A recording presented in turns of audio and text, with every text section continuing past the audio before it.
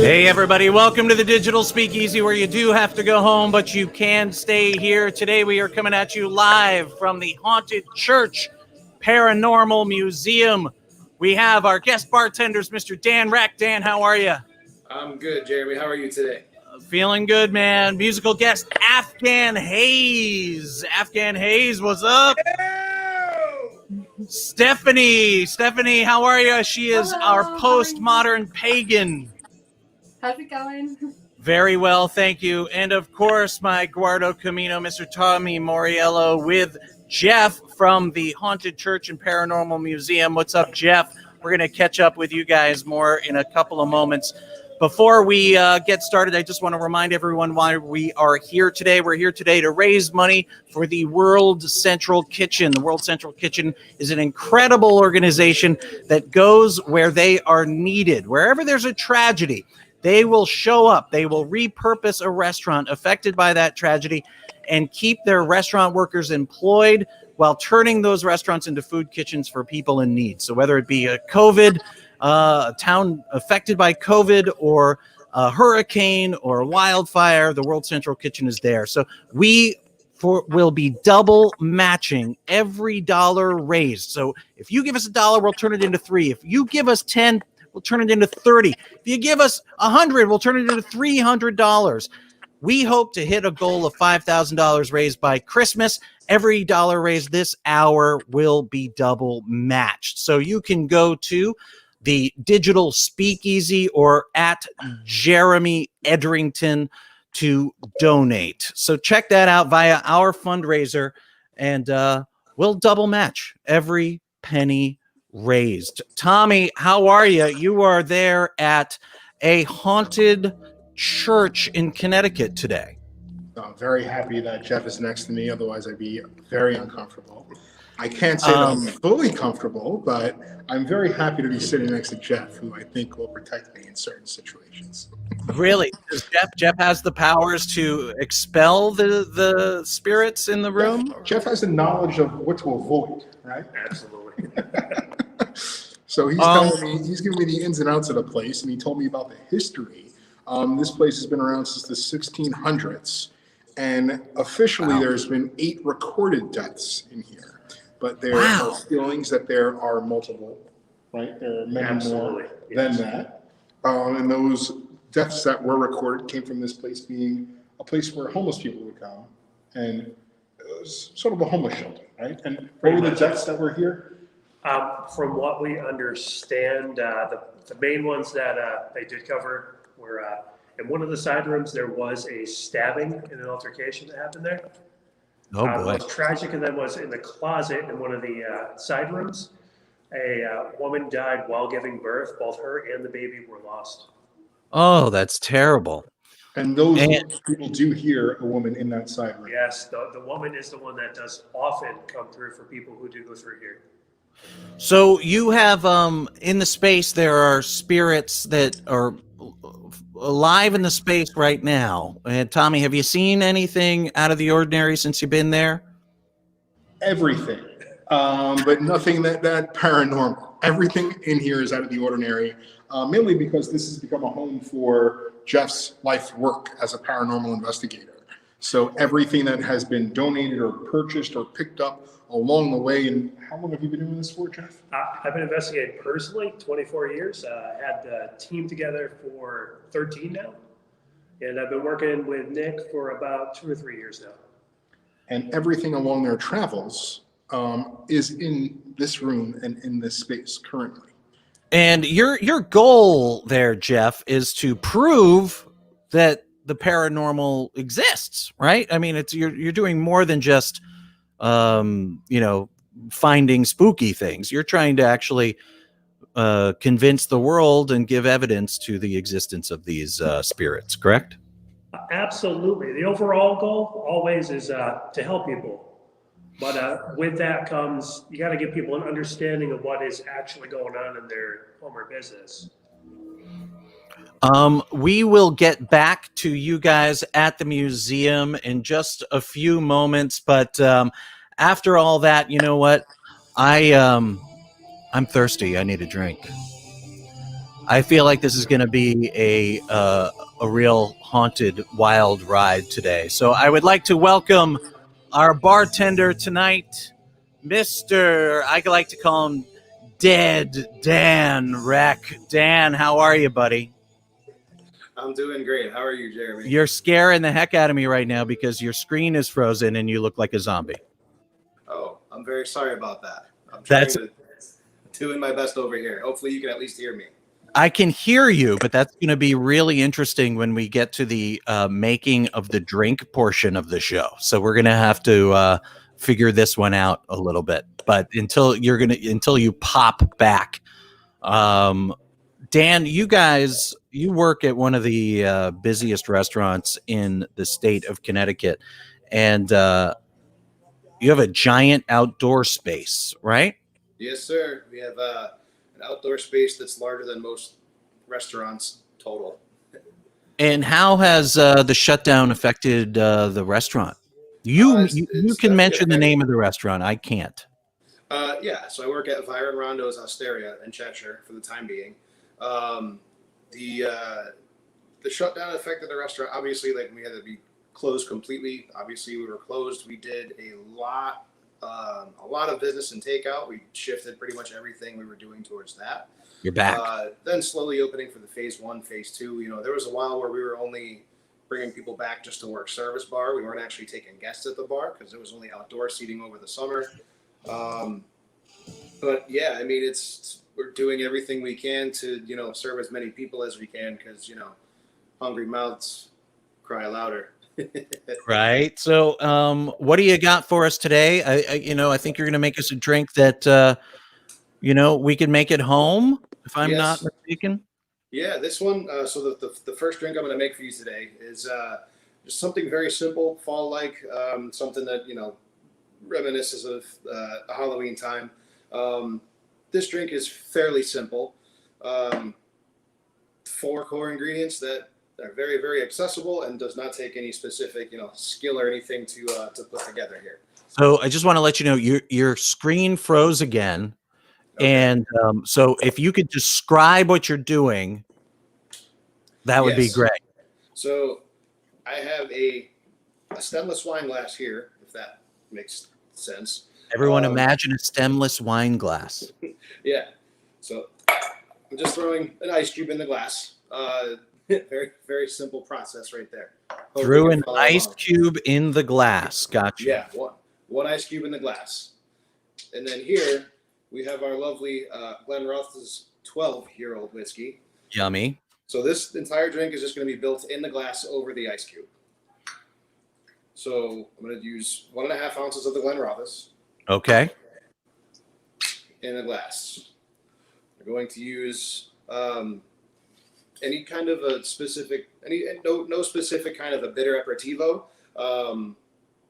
If you throw a 1/2 ounce of that in there to balance out a little bit of like sweetness and to open up some of the flavors, kind of accentuate some of the cider flavors that are in there as well, Nice. as well as the whiskey. And then I made a vanilla syrup from scratch, essentially. It's easy to make a vanilla syrup at home, right? Yeah, very, very easy. It's time consuming in that it's a set it and forget it thing.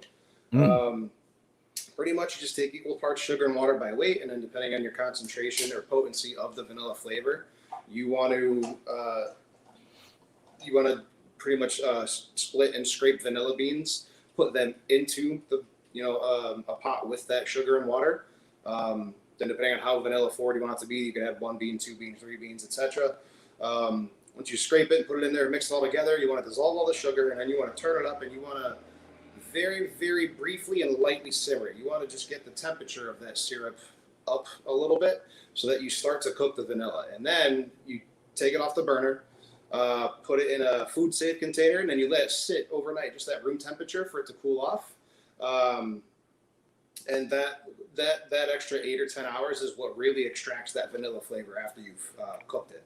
And I bet it's, you could throw it in cocktails, you could throw it in coffee, you could throw it in tea. So it's like Yes, it got all these uses other than cocktails, and it'll probably last for a long time. Yeah, it's got a great shelf life because it's literally just sugar, water, and natural vanilla flavoring. It's you keep it covered in your refrigerator. you got at least a good, month plus on it. Obviously, the fresher the better. Fresh ingredients, more bold flavors stand out more the sooner you use it. But it does have a great shelf life. It's not going to go bad to the point where, if you throw a splash in your coffee, it's going to get you sick or anything. Okay. So now you put in the vanilla syrup. Now Put what? in the vanilla syrup so far, the bitter liqueur, and then the scotch. And then Nice. the last thing we're going to do is I'm just going to top this off with some organic apple cider. Yum. Cider is one of those great things. I always try to tie some kind of locality into drinks because, support your local community, your local farmers, etc. We have a lot of great farms here in Connecticut, orchards, etc., that do their own apple cider. So it's also a great day to grab the family, go out, and you can grab the cider and come back home and make one of these after you've had a nice fun day. You're going to need it after that. Most certainly. And then I have a bar spoon here. I'm just going to stir it real fast just to make sure everything's mixed up.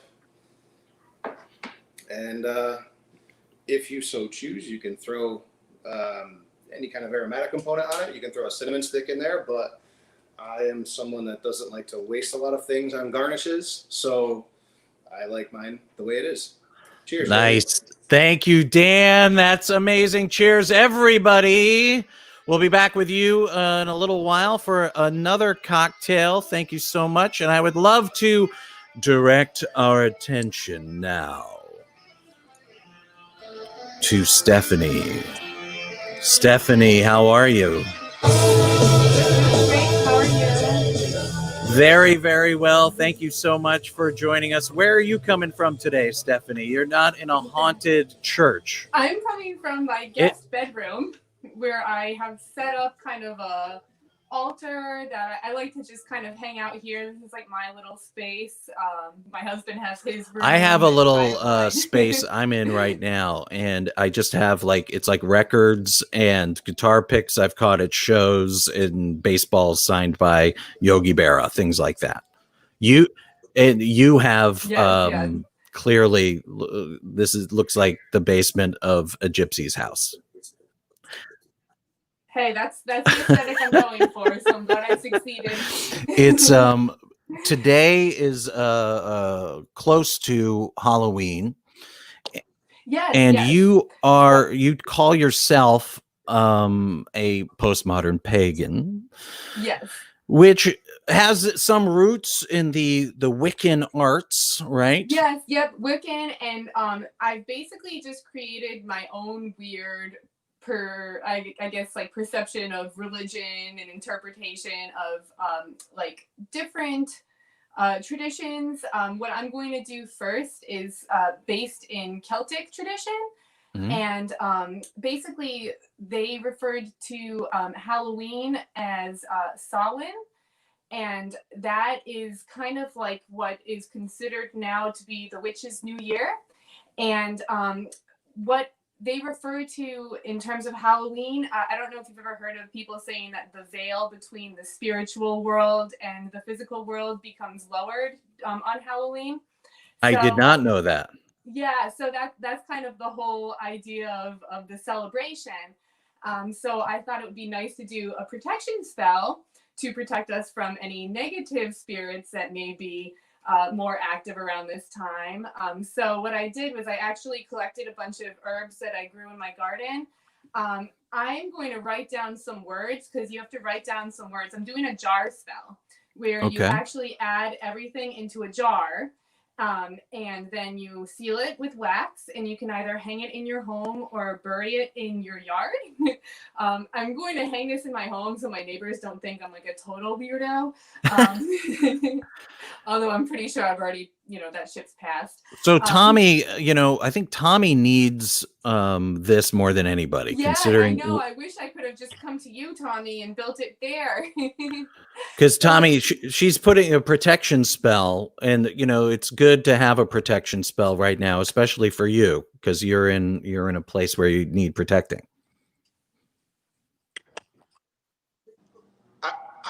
I'll take all the protecting I got. I So feel I'm very gonna write comfortable on with Diane one and of Jeff, but send it my way. Go ahead, Steph. On one of my papers, I'm going to write good vibes going to Tommy and everyone at the church museum.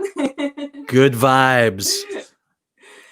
So basically what you do is you start by lining. So I wrote abundance, and I also wrote good health, because that's a very important theme of this year is health. And you just line the bottom of the jar with that.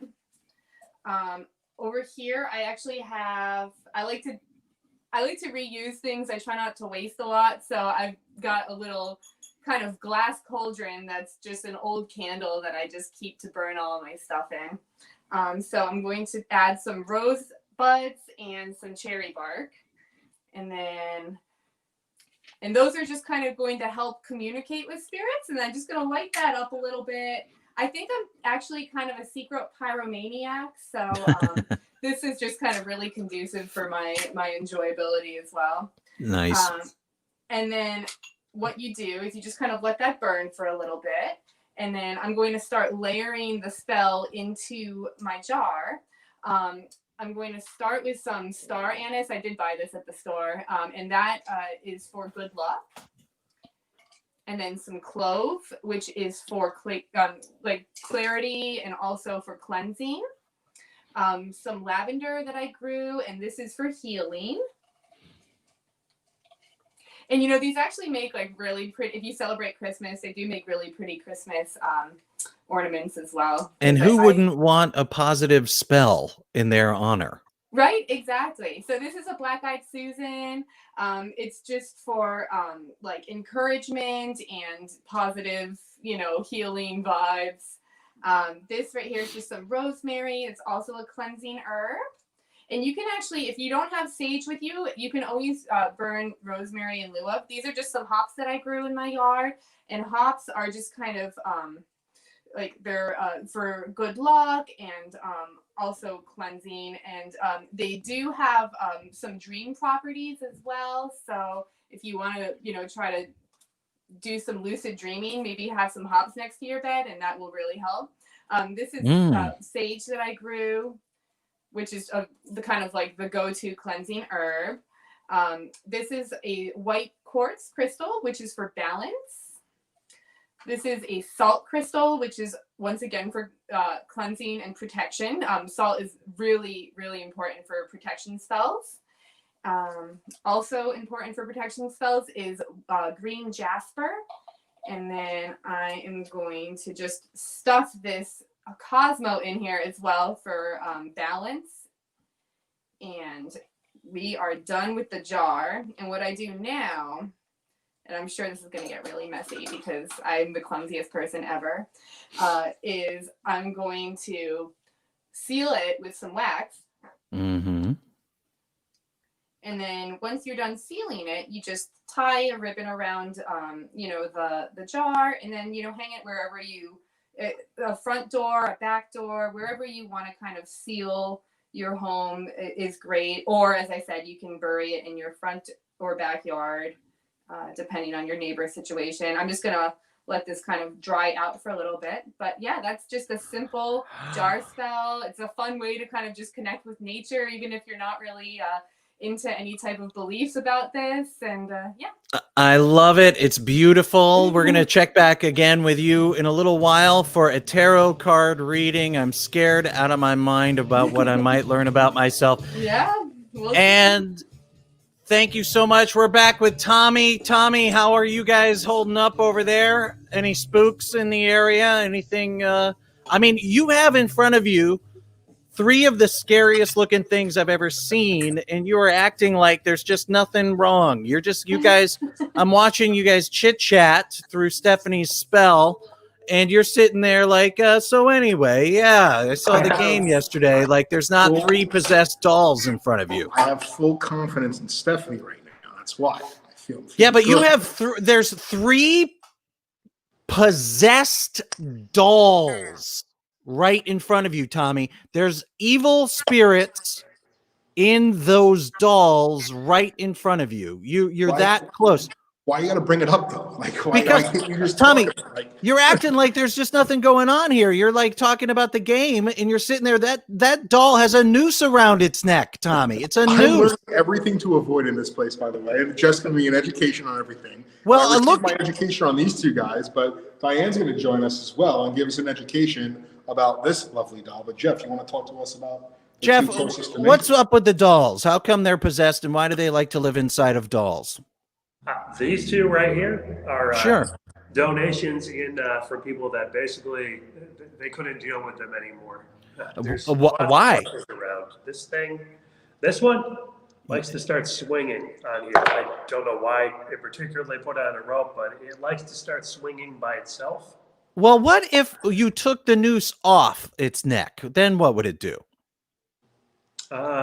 It looks like Woody from a Toy Story, so I'm assuming that it would find its way back on its neck. It likes the noose, and I hear that the blue one, and Tommy, could you hold up the blue one? The one in the middle. It's someone else's property, so I'll let Jeff hold it. Come on, just look at that face. There's nothing. Look at that face. So Tommy, that doll apparently moves all by itself from time to time, from what I heard. Too. And Jeff, where did that doll come from? This one was another donation by somebody who was a bit too creeped out to have it in their house. And so was it? There you go. That's what I want to see. There's just nothing creepy about that to me. There's that's not creepy. Look at that. She's beautiful. Tommy, that doll, you could have just thrown the doll away, but instead, because it was possessed, they brought it to you guys. Absolutely. And Diane, do you want to give us the history on this? So I'm like, oh, this one looks so pretty and nice. I'm like, is this like one of the nice spirits? And is it one of the nice spirits? Well, this one right here, I personally am not a doll collector. So when I saw this in the store, it just pulled at me. It says, buy me, buy me, buy me. And I don't do that. I don't collect dolls. I don't particularly like having them myself. So I bought her. Okay. And Regretted it a little bit, so you said. Why? Yes, so I bring her home and I put her on the shelf to do something with her either the next day or whenever I get around to it. I didn't quite like it when the head moved inside the box. Yeah, I wouldn't like that. I didn't like it when the box shut. So she went into the basement for a few years. Oh, wow. So she was moving around. She was moving around and I did not care for that. No, I wouldn't care for that either. Is she moving now? It's adorable. It's pretty. It's got like little chubby cheeks, powdered out lips. It's even got these like nice eyelashes, curly cues. It's got angel wings. But When was the last time that you saw it move, Diane? Well, we actually did a little investigation on it to see what we could get out of it. And she moved probably, we spent it on her like, what, a month ago? Month ago. And now above you, there are some wires. And what are those wires for? Why do you guys have wires strewn all over the space? Well, security cameras primarily. Okay. Not for living people, of course, because we're fairly confident with that. But we like Fairly. we're not concerned about living people here. We're concerned about what these fine dolls like to do when we're not here. Oh, okay. And you have infrared cameras set up. Yep, infrared cameras. And when the lights go off and you look at, or when you turn on those cameras, you can see the spirits moving around the space, right? Yes. We have the security cameras. We have them plugged into a TV that's just in the room here with us, over there. And I was there yesterday, and there was always we saw spirits within a few moments. It didn't take long. And Tommy, right where you're sitting, was the biggest spirit. Just sort of cruised right through. Yeah, right there. They go in and out of your body, and my wife saw it. My kids were there. My kids saw the spirits as well. and my kids were particularly fond of the Woody right next to you. So there was certainly a bond happening there somewhere. So It's guys, ironic because my wife is particularly not very fond of you right now. She's stage as I go home. And we'll talk about that a little bit later, Tommy, but I don't know if you're going to make it home tonight, so we'll find out. So Tommy, guys, we're going to walk around the space a little bit in our next section. So if you want to try to prepare a little bit for that, in the meantime, thank you so much, guys, from Afghan Haze. What's up? Are you ready? Nice to meet you. I know that one or all of you are you guys make beer for a living, right?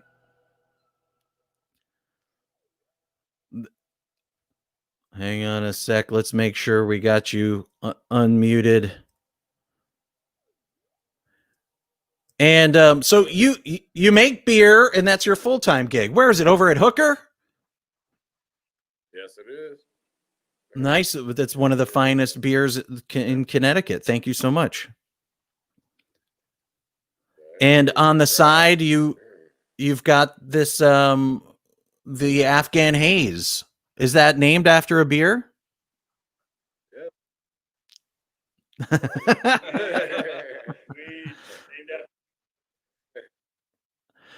I would love to I love your beer. I drink it frequently, and I would love to hear you sing and listen to you guys. So please take it away, ladies and gentlemen. I bring you Afghan Haze. Cheers to you, brother.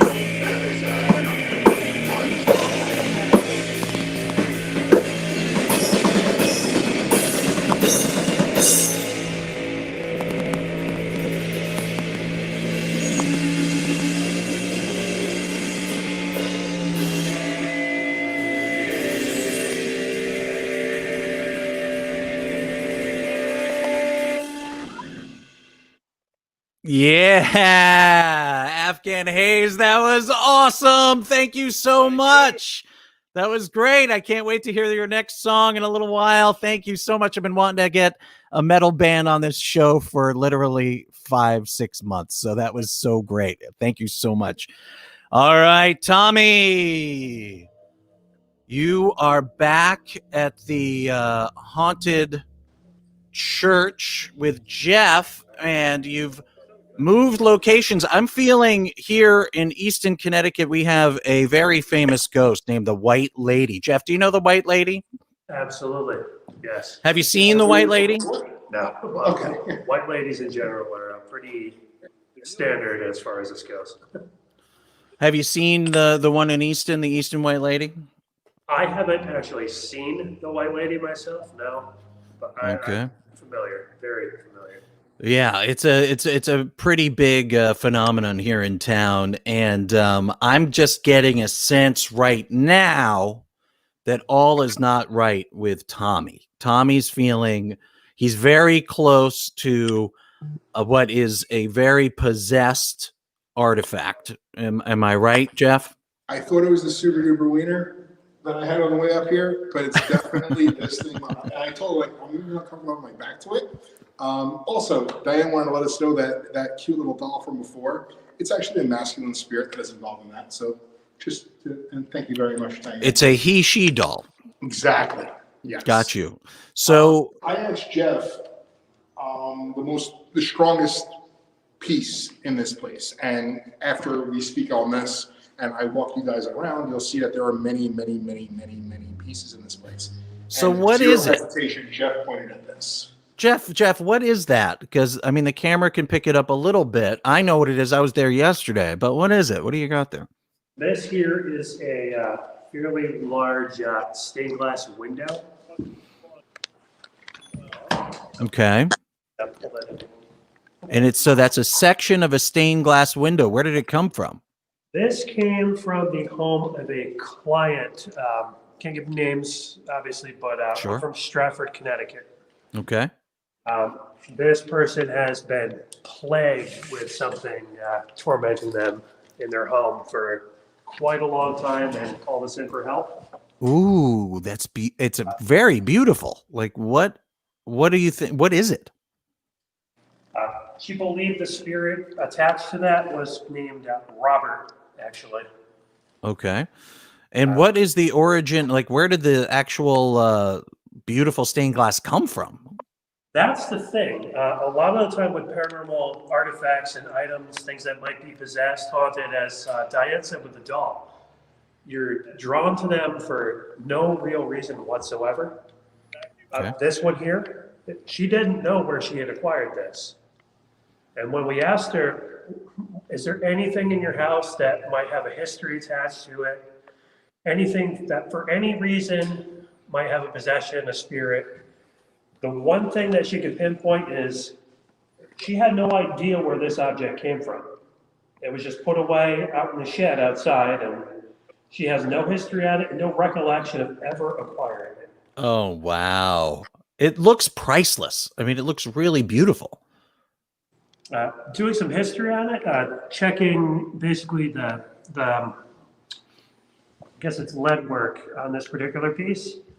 The style seems to be, we dated it back to late 1700s, Wow. probably European. Wow. It's And a beautiful piece. what was Robert doing to this poor woman? She would hear tons of noises coming from upstairs and from the attic. She would get physically tormented, poked, prodded. It would interfere with her phone. She would get text messages from somebody saying that it was Robert. She woke up to her car missing one morning. It was intense. And what did you guys go in and perform an exorcism on the space? We had gone in and we had done, I believe, a total of 6 investigations to try basically to pinpoint what we could even figure out would be causing it. This is what we came down to. Once we narrowed it down, things got pretty bad from there. Removing it definitely did the trick. And now, so did the ghost come? Is Robert there now? Is Robert with you guys now? Why do you have to ask that, Chad? Why? There's reasons we keep this one behind glass.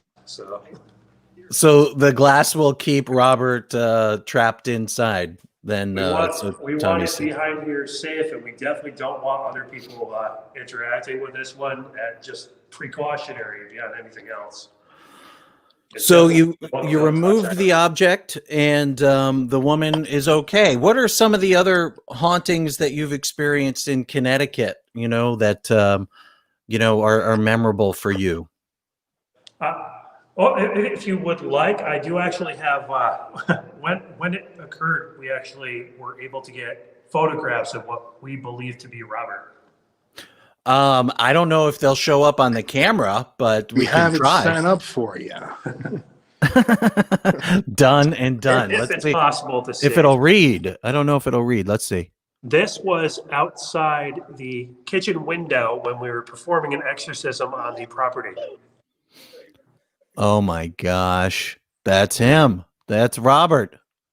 That's not even the worst of it. Yeah, there's another one that made me a little uncomfortable. This Is it PG-13, Tommy? Oh, it's all PG-13. Yeah, We've okay. been screened. This All right. is what we believe him to be. Oh man, Robert, get off my lawn, Robert. What are you doing? That is So just from the kitchen doorway. That was in the kitchen doorway. And so Yes. It wasn't outside, it was in the house, and you caught that on was the outside, infrared? This was in, right next to me. That Bobby, he's sneaky. So there's a good chance that Robert is still right there in the room with you guys, right? Very good chance, yeah. And so what else do you guys have there? We saw some dolls. We saw this incredible piece of art that is possessed by Robert. This thing sounds pretty cool. This is a last rites kit. Oh. And you use that for exorcisms? No, actually, the thing is, one moment, I can't take this out. This actually showed up inside of a Goodwill. Which seems to be the theme of a lot of haunted things, find their ways to Goodwill. This it definitely looks to be used, and these are typically used for somebody on their deathbed. Oh, okay. Okay. And holy water, a couple of very burned down candles. This is, second I brought this thing home, there were a lot of black shadows in my house. Oh, wow. Tommy, what else is up in the space that we can look at? I remember there's a faceless teddy bear. What's up with the faceless teddy bear? The faceless teddy bear. Do we have a story behind the faceless teddy bear, guys? Besides just looking extremely uncomfortable. There he is. My daughter saw it, said, how come that bear has no face? And it's leather, huh? That's interesting. What's the story? What's up with the faceless teddy bear? He's coming to watch the bottle. Yeah, Good don't knock over the grab, bottle. Jeff. That was impressive. Can we put that back in? Teddy bear back in? Yeah. What is the story with that teddy bear? It is the scariest looking teddy bear I've ever seen. Do we know? Well, what I've known about this one, I'm not sure about the sex of the spirit in it, but this one, in my experience, has been relatively, well, it's harmless, basically, in my experience. It's happy to be here. From what I gathered from it, where it was prior to this, it wasn't actually all that thrilled. So as now it's in a place with others. It has, and it's So the faceless spirit, taken well to being here. the faceless teddy got a face amongst friends inside of the museum. That works. We got some, it's pretty cool though. It's really, I didn't know that was leather. For some reason, that makes it a little creepier to me. Um, What else? What else is there in the museum, Tommy? there are some wild things out here. Yeah, show us. These were found in a Goodwill. And speaking of the White Lady, this leather-bound book has many names carved into it. Yeah, Okay. they might be a bit difficult to see, but you get the angle right. It is covered in names. I see I that. see Mary. I see Sharon. Yeah. And what do we think that means? They're not just the guy's dates. There's something else. From my knowledge, this is it's likely an 1800s school pouch. Okay. So there appear to be years here, but they are so faded. And this was a funeral book with no names that was found at a Goodwill. Yes. Oh, and you keep these artifacts because they give you a feeling that there's something to them, and They absolutely do, yes. So there's clairvoyancy. Diane, you're a clairvoyant, correct? And your description of yourself. I am clairaudient myself. I can hear things for the most part. I can't really do what she does, but I can hear things around me that most other people can't. And at 99% of the time, I've been able to record them and play them right back for them. So.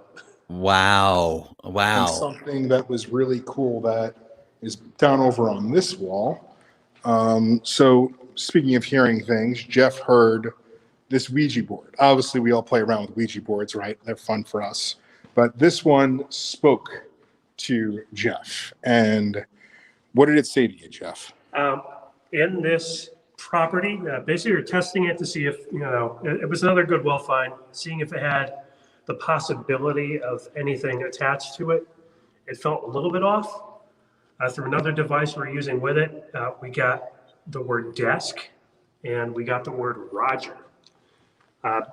So the desk that was left here in the other room, you can take a look at it. So the other room is they're 2 months in. October 1st they opened up here. So if you're in the area, please come on visit. It's a very cool looking museum. But this was the desk. Right here. Excuse me, the other desk. We basically had to break into this desk to open it. And They got it open. We definitely did find something related. This was in the desk. Okay. It is a silver bracelet with the initials RJC. That could very possibly be that Roger that was referred to. And we're still actually actively looking into trying to figure that one out. There was also a key for a jail cell. Yes. After you. Key to a jail cell, as well as a Inside there, huh? yeah. So I mean, because churches have those. Perfectly normal church find, a jail cell key. Makes a lot of sense. And also a newspaper dated from when? That is a Newark, New Jersey newspaper dated March 11th, 1900. Wow. And they were just hidden in there. Just hidden. Descendant of Tony Soprano, the Newark Star legend. Tony's And this great-great-grandfather. town, by the way, is extraordinary. I mean, it's just some really, really, really cool things around the town, like the architecture and the buildings around it. Architecture. And that's what I said. Yeah. You seen the Goonies, right? Tommy, so I heard yesterday that while it gets darker, the spirits in the space become more active. Are you feeling that right now? Because I'm looking out my window and it looks like it's the witching hour is approaching. Are you feeling like there's just a little bit more tension in the room, maybe some more 25 vibration? minutes away from Fairfield. So don't poke the bear, Jeremy. So you don't feel that? Are you turning your force powers off? Or are you opening to the force? The force is on. Just look at this wall. This guy I don't see anything wicked. strange about that wall, Yeah. Tommy. Neither this one either, right? So, and that's a faceless doll. I think that was that broke and then started to swear at everybody. right? You would know more than me. I think you were here yesterday for the tour, so I think that's the story. I think that everything you guys are doing is amazing, and I really hope that you do find proof and share more of the proof that you already have with the world, and where help can we everybody find you come guys on as well? board. Where social media? Where can we plug you guys? I have a team page up, a Facebook page, ctpasts.com, ctpasts.com, Great. as well as a page for the church itself. I can definitely share those. Yeah, so you share them in the chat on the Facebook so we could give it a look. And Diane, anything personal social media or ways to follow you in your quests? Pretty much the same exact way. Excellent. Thank you so much, and thank you, Tommy, for the travel. Please don't Thank take you, any sir. spirits home with you. After all of that, I need another drink. Just gonna walk them around. Thank you guys so much, man. This is No problem. really, really cool.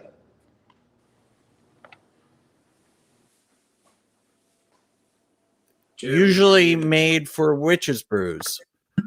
I'm muted. Awesome. You were. Now you're not. You're all set now. All right. I think, Dan, you have in front of you a witch's cauldron. You're going to make a drink for us. I refer to it as a siphon, but whatever floats your boat there, Jeremy. So the first one was supposed to be approachable, a little bit easy for everyone to throw down at home. This one is going to be me having a little bit of fun here. So literally what I have here is a siphon.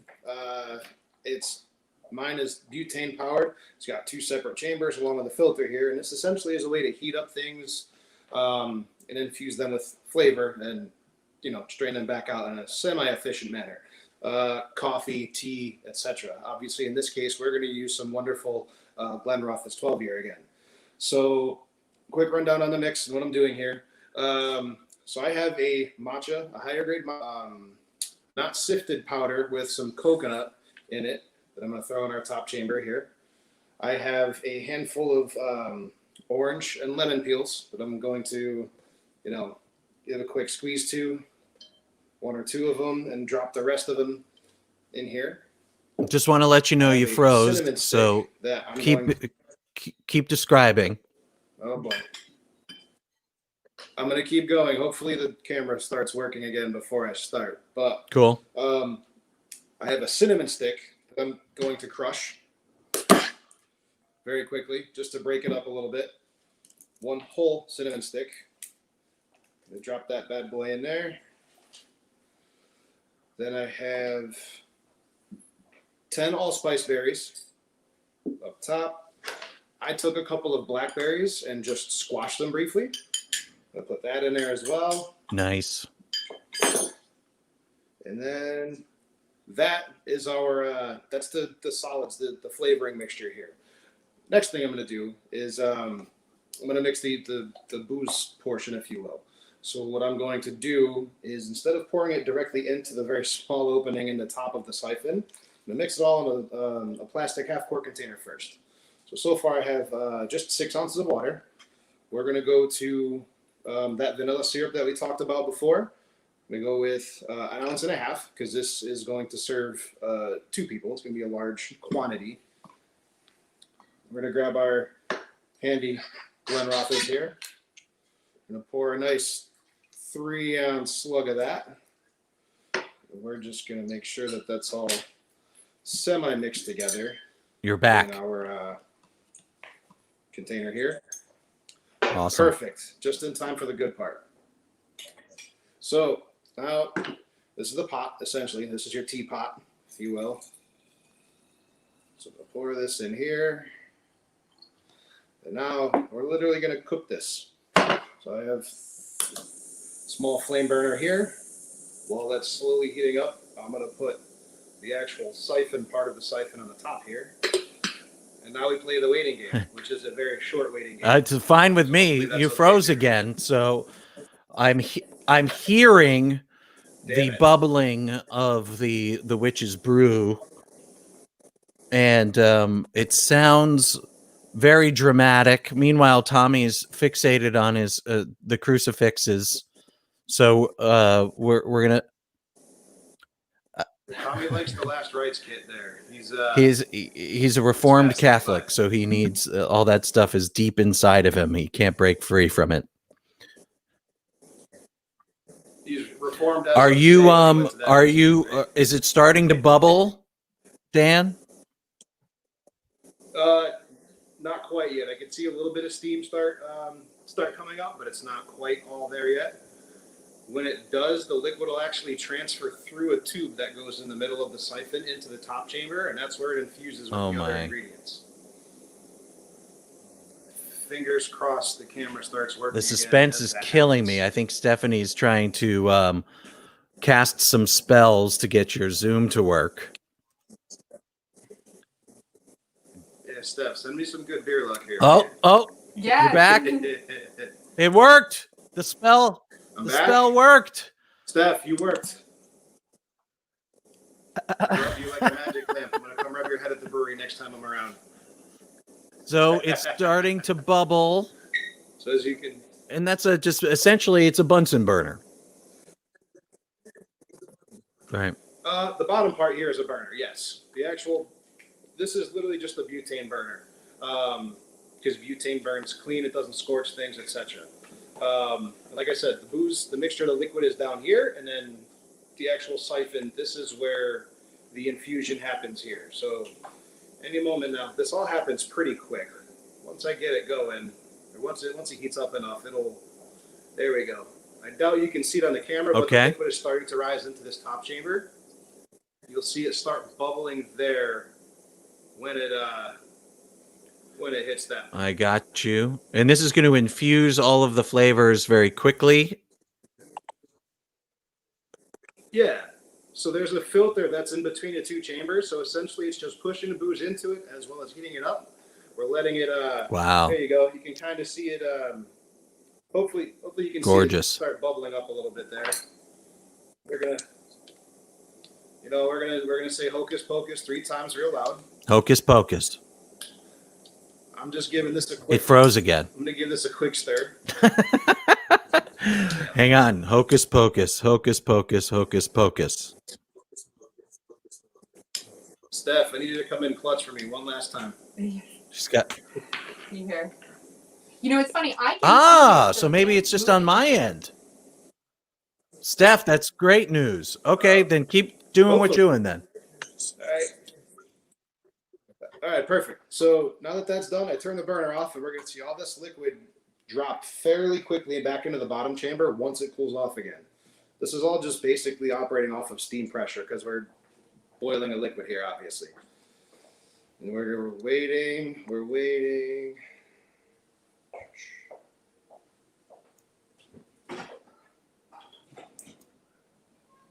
Come on. And Slowly. you got to tell me when because I can't see you. Surely. I will. I'll let you The know. suspense is killing me, Dan. It's all right. I'm gonna have to come see you. That sounds great. I'll make one of these for us.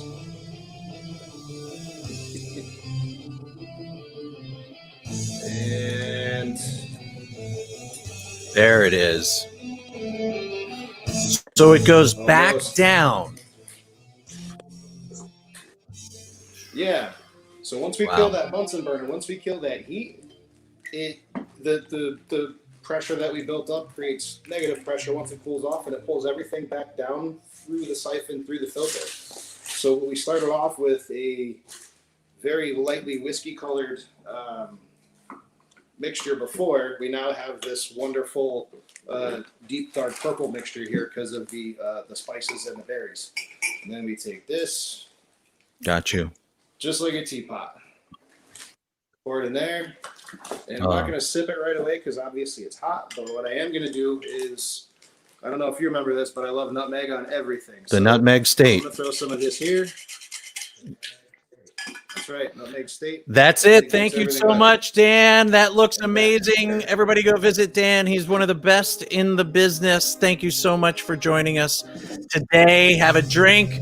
And Steph, please help me figure everything out. Afghan Haze is going to be coming up next. But in the meantime, Steph, I've got some questions for you about my future. Yes, yep. And I've already actually I read your cards because it takes me forever to read them.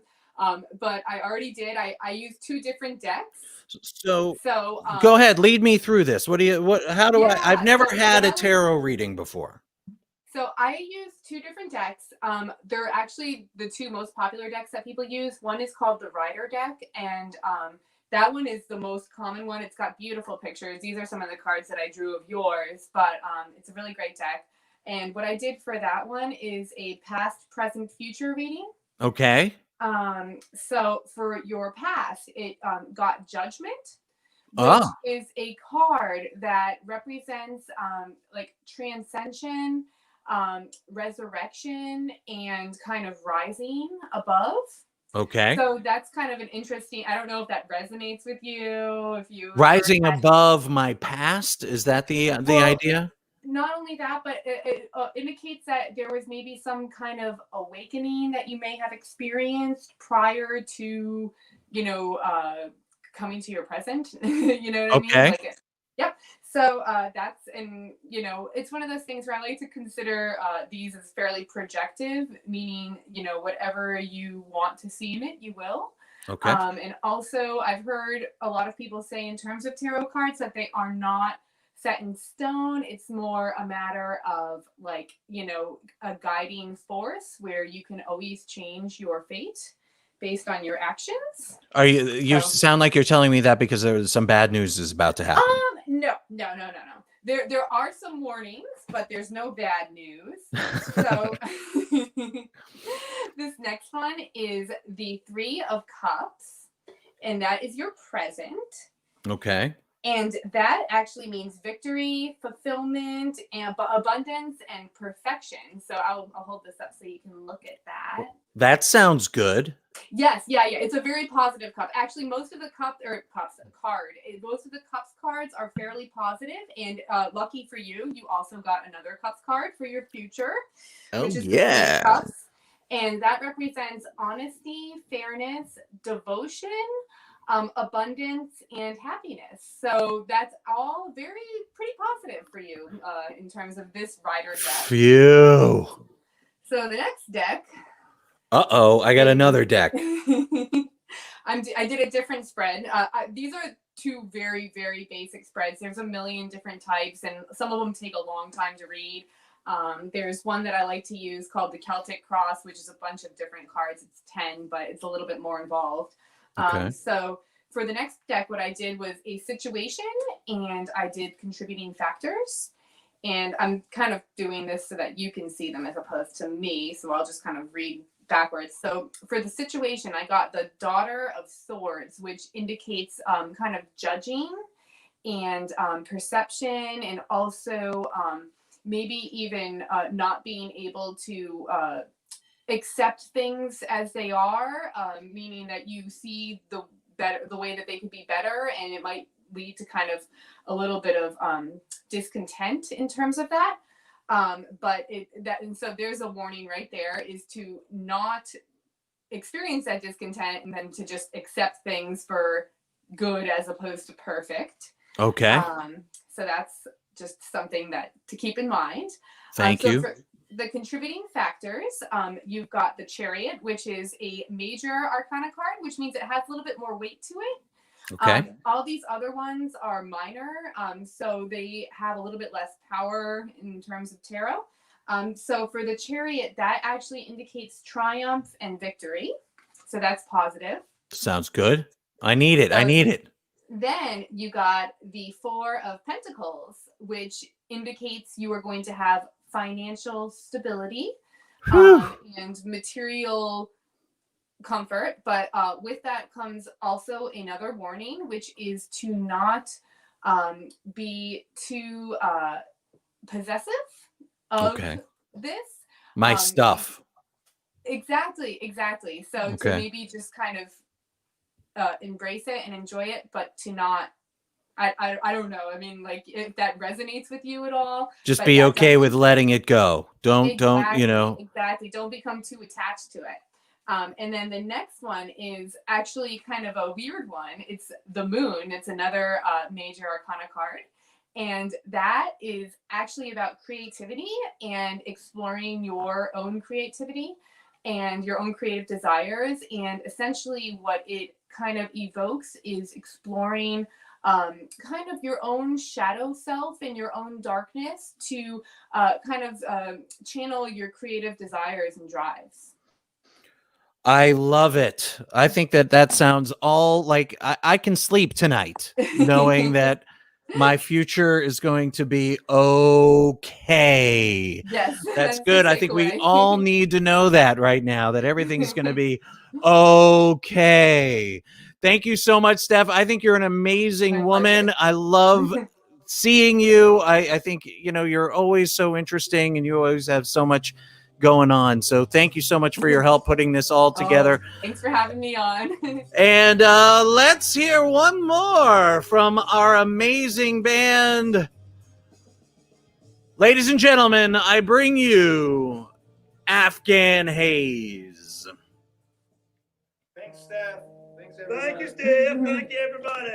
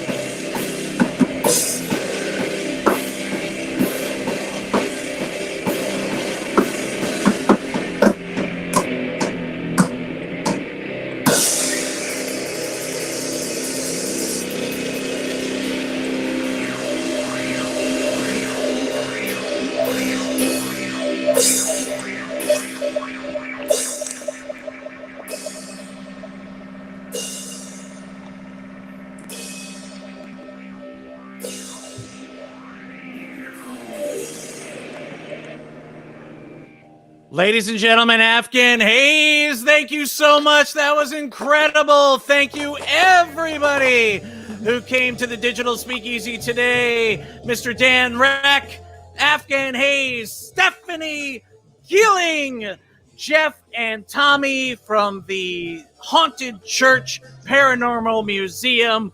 And remember, give to the World Central Kitchen via our double match program at Jeremy Edrington or at the Digital Speakeasy, where you do have to go home, but you can stay here. Thank you all so much for joining us. Have a great Halloween. Here's to you.